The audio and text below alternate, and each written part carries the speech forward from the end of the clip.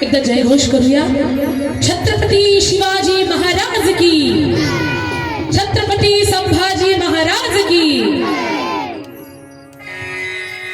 शिवबास जन्म देण्यापासून थोडं निश्चित पडल्यासारखं वाटतंय आपल्याला. मला वाटतं आता किती वाजले? 9:15. आणखी एखादा तास आपण चांगला कार्यक्रम करूया. मला वाटतं तुम्ही आमच्यामध्ये इन्व्हॉल्व का होत नाही?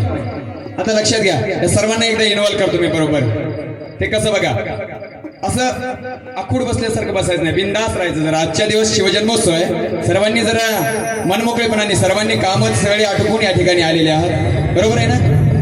एकदा आवाज द्या सर्वांनी. छत्रपती शिवाजी महाराज की, भारतरत्न डॉक्टर बाबासाहेब आंबेडकरांचा, लोकशाहीर अण्णाभाऊ साठेंचा, कर्मवीर भाऊराव पाटलांचा, मार्शीर विठ्ठलरामजी शिंदेंचा, लोकशाहीर अण्णाभाऊ साठेंचा, दारू पिणाऱ्या बापाचा बघा विजय असो. त्याचं कारण काय?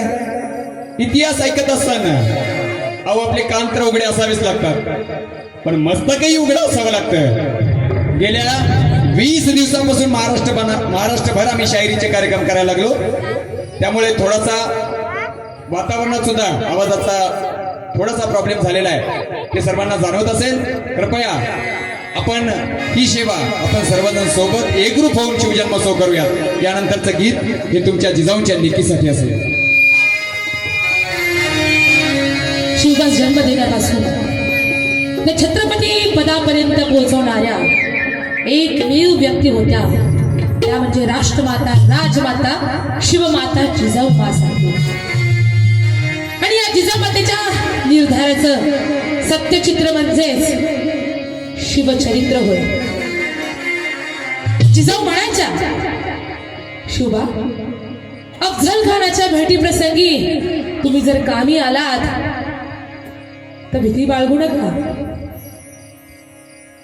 तुमच्या पाठीमागे मी बाळ शंभूस छत्रपती पदापर्यंत नेऊन स्वराज्याची निर्मिती करेन. हा दृढ निर्धार ठेवणारी राष्ट्रमाता, राजमाता जिजाऊ मासाहेब होय. आणि या राष्ट्रमाता, राजमाता जिजाऊ मासाहेबांच्या चरणी नतमस्तक होऊन ही जिजाऊची रणरागिणी